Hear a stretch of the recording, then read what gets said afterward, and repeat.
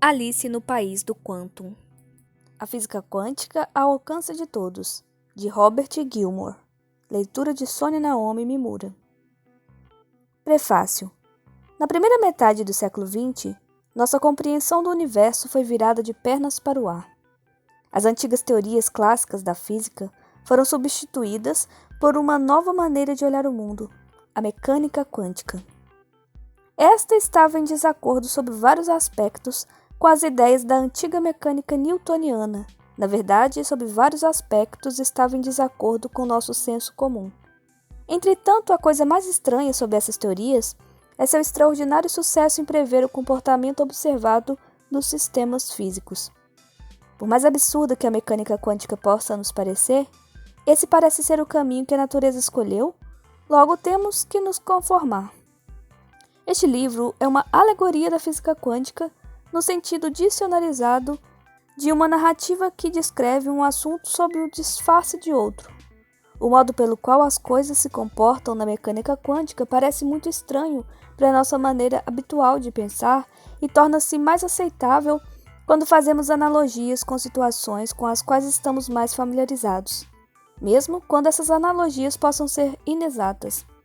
Tais analogias não podem nunca ser uma representação verdadeira da realidade, na medida em que os processos quânticos são de fato bastante diferentes de nossa experiência ordinária. Uma alegoria é uma analogia expandida ou uma série de analogias. Como tal, este livro segue mais os passos de Pilgrim's Progress, ou As Viagens de Gulliver, do que Alice no País das Maravilhas. Alice parece o modelo mais conveniente, no entanto, quando examinamos o mundo que habitamos. O País do Quantum, por onde Alice viaja, se parece mais com um parque temático no qual Alice é às vezes uma observadora, ao passo que algumas vezes se comporta como uma espécie de partícula cuja carga elétrica pode variar. Esse País do Quantum mostra os aspectos essenciais do mundo quântico, o mundo que todos nós habitamos. Grande parte da história é pura ficção e os personagens são imaginários, embora as notas que descrevem o mundo real sejam verdadeiras. Através da narrativa você encontrará muitas afirmações, obviamente absurdas e bastante divergentes do senso comum. Em sua maior parte, elas são verdadeiras. Niels Bohr, pai da mecânica quântica em seus primórdios, é conhecido por ter observado que qualquer um que não tenha ficado aturdido ao pensar na teoria quântica não a compreendeu. Com seriedade, embora a descrição do mundo proposta pela mecânica quântica é sem dúvida interessante e notável, mas estaríamos seriamente preparados para acreditar que é verdadeira? Curiosamente, achamos que estamos. Para frisar essa afirmação, ao longo deste livro você encontrará breves notas que enfatizam a importância da mecânica quântica no mundo real. As notas são mais ou menos assim. Essas notas resumem a importância para o nosso mundo dos tópicos quânticos encontrados por Alice em cada capítulo. Elas pretendem ser suficientemente não intrusivas de modo que você pode ignorá-las enquanto estiver lendo a história das aventuras de Alice. Mas, se quiser descobrir o real significado dessas aventuras, as notas estão convenientemente próximas. Há também algumas notas longas nos finais de capítulo. Elas esclarecem alguns dos pontos-chave no texto e são assim caracterizadas, por exemplo, ver nota 1 no final do capítulo. Vários aspectos pelos quais a teoria quântica descreve o mundo podem parecer absurdos à primeira vista, e possivelmente podem assim parecer da segunda, terceira e 25ª vez. E, no entanto, o único jogo na cidade. A antiga mecânica clássica de Newton e seus seguidores é incapaz de dar qualquer tipo de explicação para os átomos e outros microsistemas. A mecânica quântica concorda muito bem com a observação. Os cálculos são frequentemente difíceis e entediantes, mas, onde foram efetuados, se adequaram perfeitamente ao que fora realmente observado. É impossível enfatizar suficientemente o notável sucesso prático da mecânica quântica. Embora o resultado de uma medida possa ser aleatório e imprevisível, as previsões da teoria quântica se ajustam consistentemente aos resultados médios obtidos a partir de muitas medidas. Qualquer observação macroscópica envolverá inúmeros átomos e, portanto, inúmeras observações em escala atômica. De novo, veremos que a mecânica quântica é bem sucedida na medida em que automaticamente se adequa aos resultados da mecânica clássica para objetos macroscópicos. O inverso não é verdadeiro. A teoria quântica foi desenvolvida para explicar observações feitas nos átomos. Desde sua concepção, foi aplicada com sucesso ao núcleo atômico, à interação forte de partículas que provém do núcleo e ao comportamento dos quarks dos quais são compostas. A aplicação da teoria foi estendida por um fator de algo como 100 bilhões. Os sistemas considerados tanto diminuíram em tamanho como aumentaram em energia por esse fator. E um longo caminho de extrapolação de uma teoria a partir de sua concepção original, mas até aqui a mecânica quântica parece estar apta a lidar com esses sistemas extremos. Até o ponto em que foi investigada, a mecânica quântica parece ser de aplicabilidade universal. Em uma escala macroscópica, as previsões da teoria quântica perdem seu aspecto aleatório e se adequam àquelas da mecânica clássica, que trabalha muito bem com objetos grandes. Em uma escala microscópica, no entanto, as previsões da teoria quântica são consistentemente confirmadas em experimentos. Até mesmo essas previsões, que parecem implicar um retrato absurdo do mundo, estão sustentadas pela evidência experimental. Intrigantemente, como discutido no capítulo 4, a mecânica quântica parece estar numa estranha posição de se adequar a todas as observações feitas, embora se discuta quais observações podem efetivamente ser feitas. Parece que o mundo é mais estranho do que imaginamos, e talvez mais estranho do que possamos imaginar. Enquanto isso, porém, vamos acompanhar Alice em seu início de jornada pelo país do Quantum. Robert Gilmore. Capítulo 1. No país do Quantum. Alice estava entediada. Todos os seus amigos estavam de férias visitando os parentes e ela, por causa da chuva, ficou trancada em casa vendo televisão. Naquela tarde, já tinha assistido ao 5º episódio de um curso de introdução ao Esperanto, a um programa de jardinagem e a uma propaganda política. Alice estava entediada de verdade. Olhou para o livro que estava no chão, ao lado da cadeira. Era uma edição de Alice no País das Maravilhas que ela, mais cedo naquele dia, tinha deixado por ali ao acabar de ler. Não sei por que não pode haver desenhos e programas mais interessantes na televisão, divagava. Queria ser como a outra Alice. Ela estava entediada e descobriu o caminho para uma terra cheia de seres interessantes e acontecimentos estranhos. Se houvesse algum jeito de encolher para flutuar através da tela da televisão, talvez eu pudesse encontrar várias coisas fascinantes. Frustrada, ela olhava para a tela, onde naquele momento uma imagem do primeiro-ministro dizia que, feitas todas as considerações, as coisas estavam bem melhores do que 3 anos antes.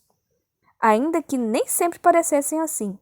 Ficou um pouco surpresa ao ver a imagem do rosto do primeiro-ministro se desmanchar devagarinho e se transformar numa névoa de pontinhos brilhantes que dançavam e que pareciam fluir para dentro da TV, como se estivessem chamando por ela. Puxa, disse Alice, acho que eles querem que eu o siga. Levantou-se de um salto e foi em direção à televisão, mas tropeçou no livro que tinha displicentemente largado no chão e caiu de cabeça.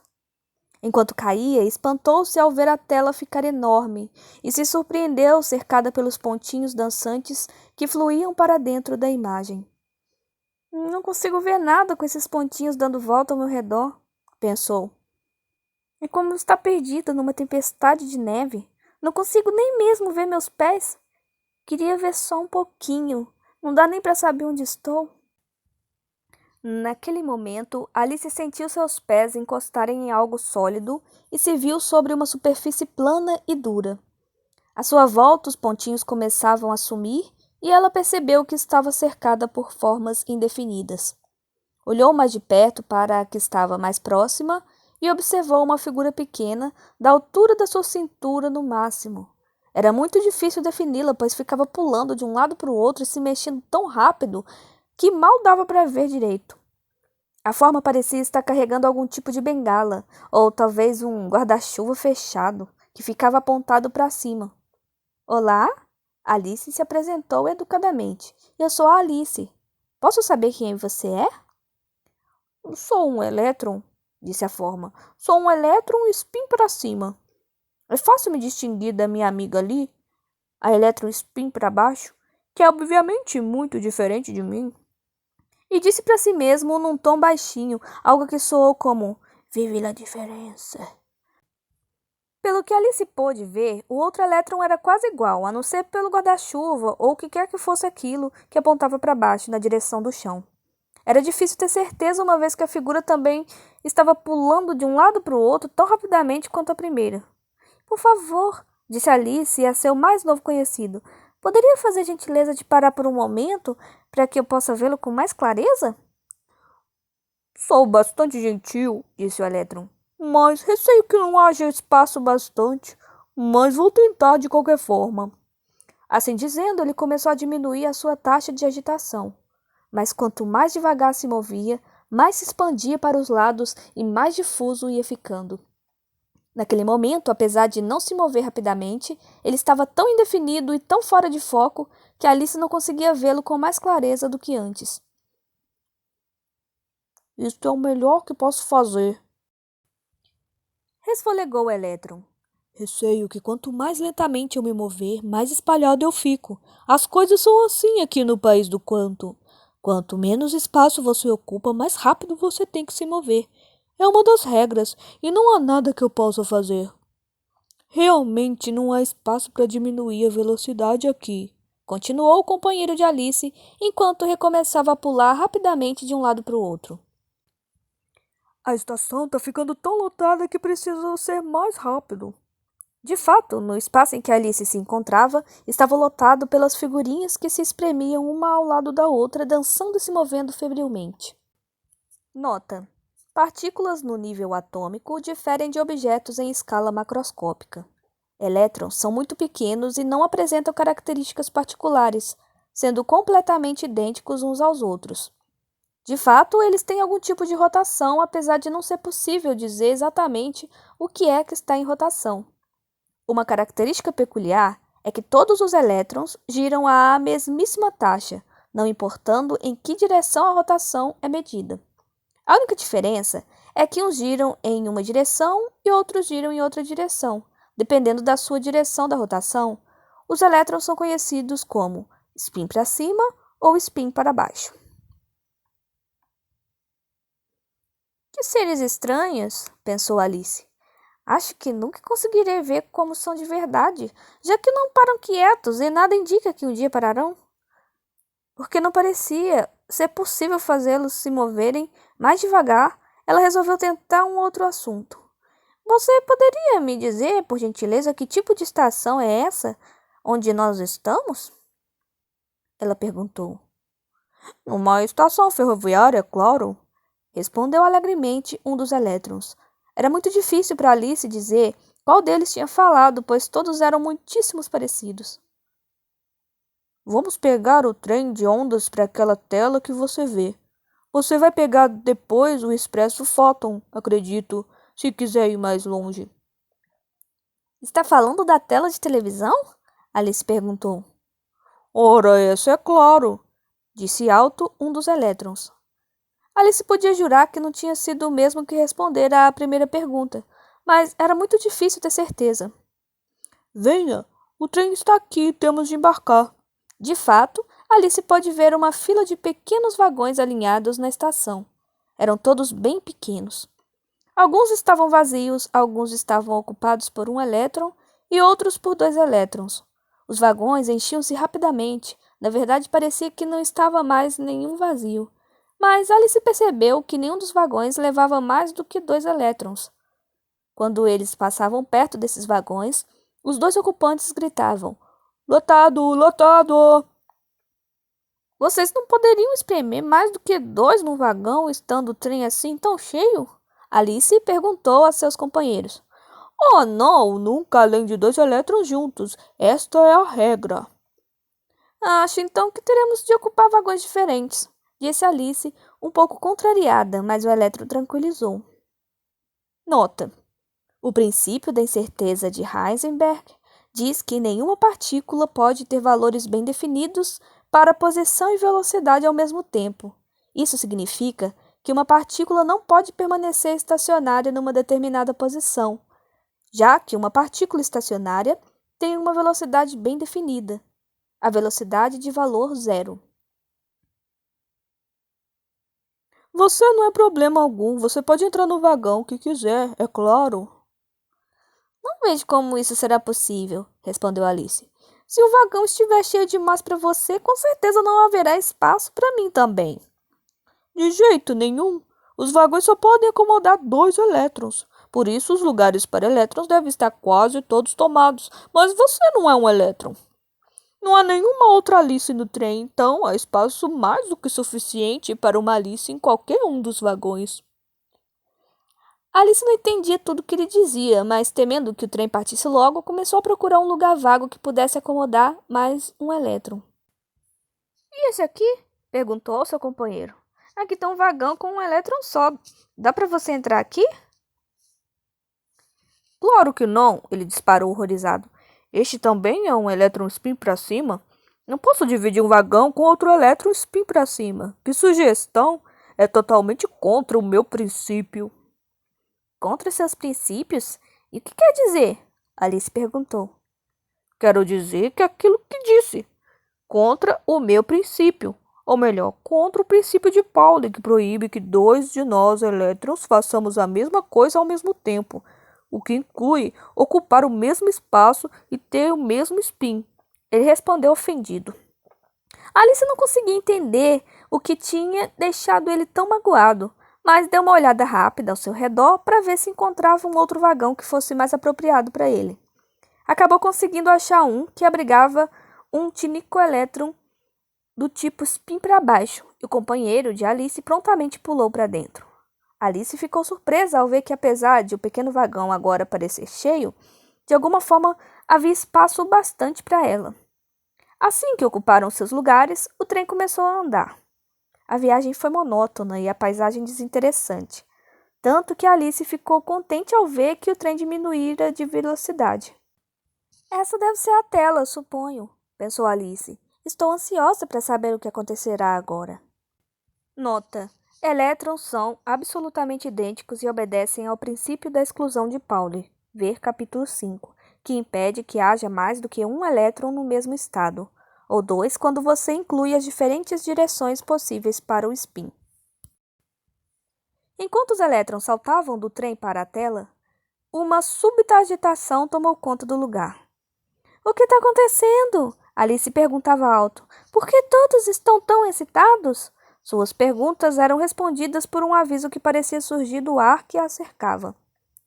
O fósforo da tela está agora sendo excitado pelos elétrons que chegam, e assim teremos em breve a emissão de fótons. Aguardem a partida do expresso fóton. Alice olhou à sua volta para tentar ver a chegada do expresso, quando formas brilhantes e luminosas passaram correndo através da plataforma. Alice foi pega de surpresa no meio da multidão e levada junto com ela enquanto todos se reuniam dentro do mesmo vagão.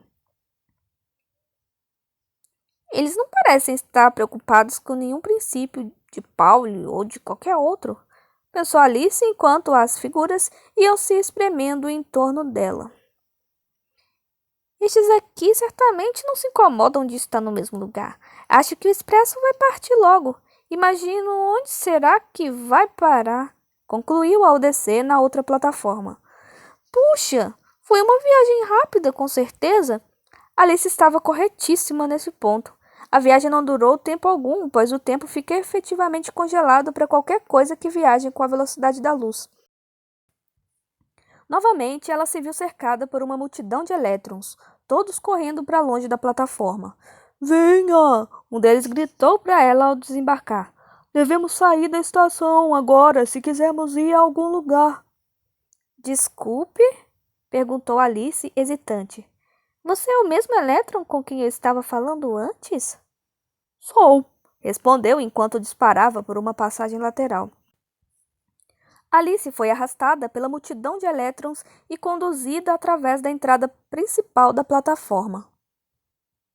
Puxa vida, que coisa mais irritante, disse Alice. Perdi de vista a única pessoa que conheço nesse lugar estranho e não tenho ninguém que me explique o que está acontecendo. Não se preocupe, Alice, disse uma voz à altura do seu joelho. Vou lhe mostrar aonde ir. Era um dos elétrons. Como sabe o meu nome? Perguntou Alice com espanto. Simples, sou o mesmo elétron que estava falando com você antes. Não pode ser, exclamou ela. Vi aquele elétron indo em outra direção, talvez não fosse o mesmo com que eu estava falando antes. Certamente era. Então você não pode ser o mesmo, disse Alice logicamente. Vocês não podem ser o mesmo elétron, sabia? Oh, sim, podemos, replicou o elétron. Ele é o mesmo, eu sou o mesmo, nós todos somos o mesmo, sabia? Exatamente o mesmo. Isso é ridículo, argumentou Alice. Você está aqui ao meu lado enquanto o outro foi para outro lugar naquela direção. Por isso vocês dois não podem ser a mesma pessoa. Um de vocês tem que ser diferente. Não mesmo, gritou o elétron pulando de um lado para o outro, ainda mais rápido por causa de sua excitação. Somos todos idênticos. Não há como nos diferenciar. Por isso, veja, ele deve ser o mesmo. E eu devo ser o mesmo também. Neste momento, a multidão de elétrons que rodeava Alice começou a gritar. Eu sou o mesmo. Eu sou o mesmo também. Eu sou o mesmo que você é. Eu também sou o mesmo que você. O tumulto era terrível. Alice fechou os olhos e pôs as mãos nos ouvidos até o barulho acabar. Quando tudo estava quieto novamente, Alice abriu os olhos e abaixou as mãos. Viu que não havia mais sinal da multidão de elétrons e que ela estava sozinha saindo pela entrada da estação. Olhando em volta, viu-se numa rua que à primeira vista parecia bem normal. Virou à esquerda e começou a caminhar pela calçada. Antes que fosse muito longe, cruzou com uma figura na frente de uma passagem procurando melancolicamente algo em seus bolsos. Era baixo e muito pálido.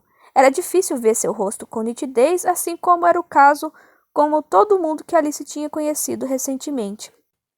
Mas ele parecia bastante com um coelho, pensou Alice.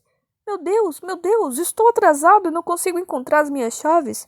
Eu tenho de entrar diretamente. Assim dizendo, ele se afastou um pouco e voltou correndo em direção da porta. Correu tão rápido que Alice não foi capaz de vê-lo em nenhuma posição. Em vez disso, viu uma série de imagens dele nas diferentes posições que ocupava ao longo do seu trajeto.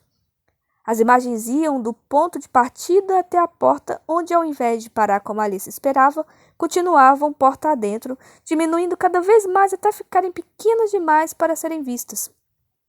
Alice mal teve tempo de registrar essa estranha série de imagens quando a figura ricocheteou de volta na mesma velocidade, deixando novamente uma série de imagens. Dessa vez, elas terminaram abruptamente com um infeliz personagem caído de costas em cima de um bueiro. Igualmente decidido, ele se levantou e disparou de novo em direção à porta. Novamente apareceu a série de imagens que se encolhiam para dentro da porta e novamente ele ricocheteou e acabou caindo de costas. Enquanto Alice corria em sua direção, ele repetiu o movimento várias vezes, jogando-se contra a porta e novamente caindo de costas. Pare, pare! Gritou Alice. Não faça isso, você vai acabar se machucando.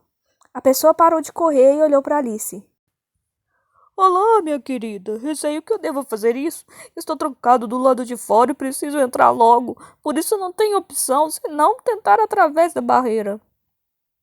Alice olhou para a porta, que era grande e sólida. Não acho que terá muita chance de atravessá-la correndo e se atirando contra ela, disse. Está tentando derrubá-la? Oh, não, certamente que não. Não quero destruir minha linda porta. Apenas desejo atravessá-la. Por outro lado, temo que o que disse seja verdade. A probabilidade de conseguir atravessá-la não é grande, realmente, mas devo tentar. Dizendo isso, atirou-se novamente contra a porta. Alice o abandonou, achando que seria perda de tempo, e se afastou no momento em que ele voltava cambaleante mais uma vez.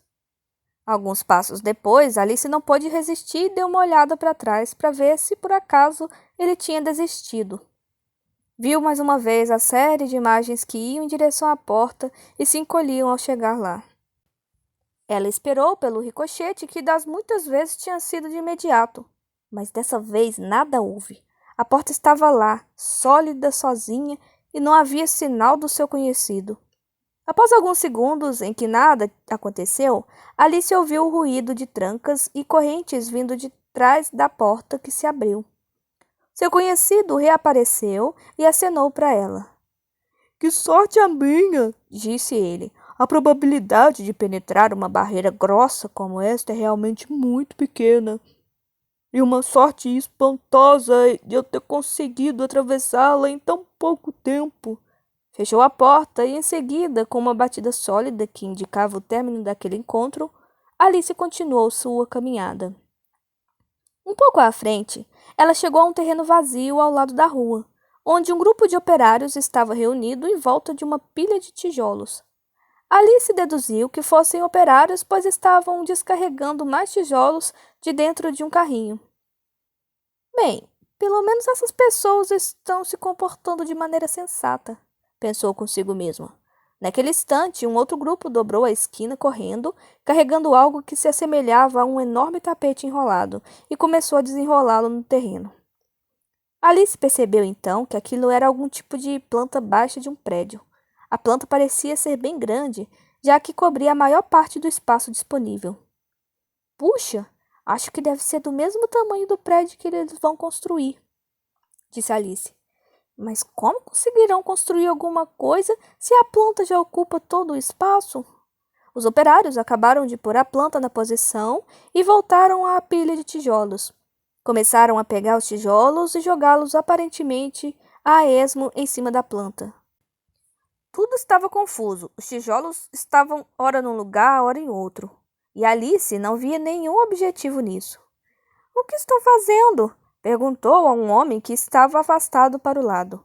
Como ele parecia não estar fazendo nada, ela deduziu que fosse o mestre de obras.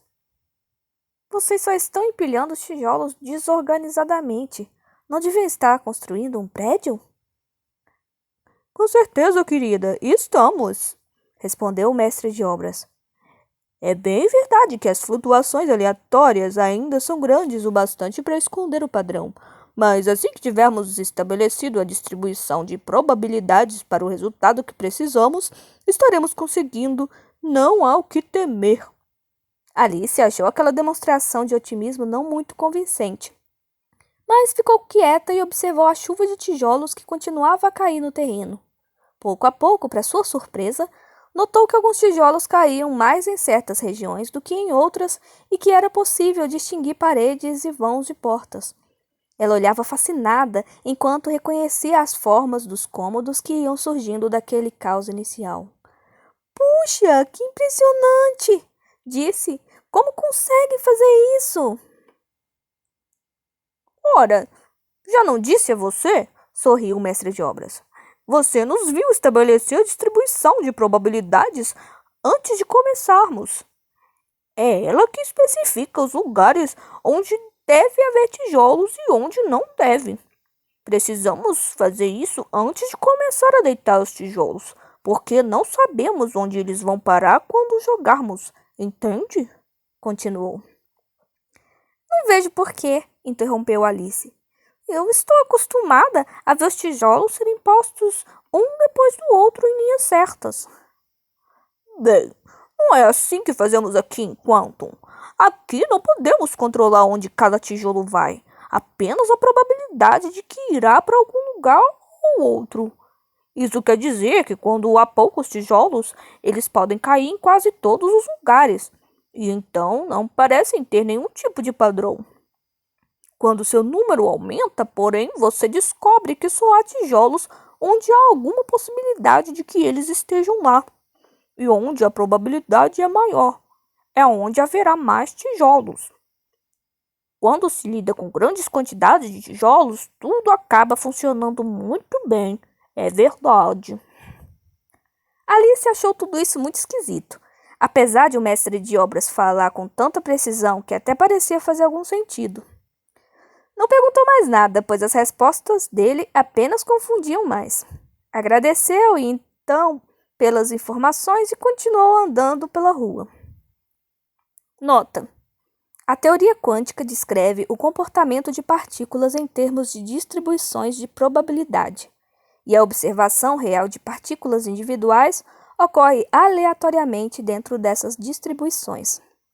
As probabilidades podem incluir processos classicamente proibidos, tais como a penetração de partículas através de uma estreita barreira de energia.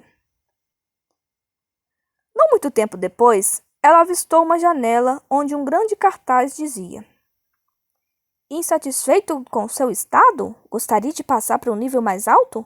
Ajudaremos você a fazer a transição por apenas 10 EV. Oferta sujeita à limitação usual da exclusão de Pauli. Tenho certeza que deve ser alguma coisa muito excitante, mas não tenho ideia do que se trata.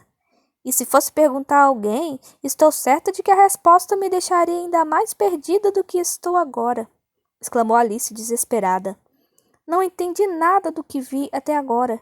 Queria encontrar alguém que me desse uma boa explicação sobre o que está acontecendo em volta de mim.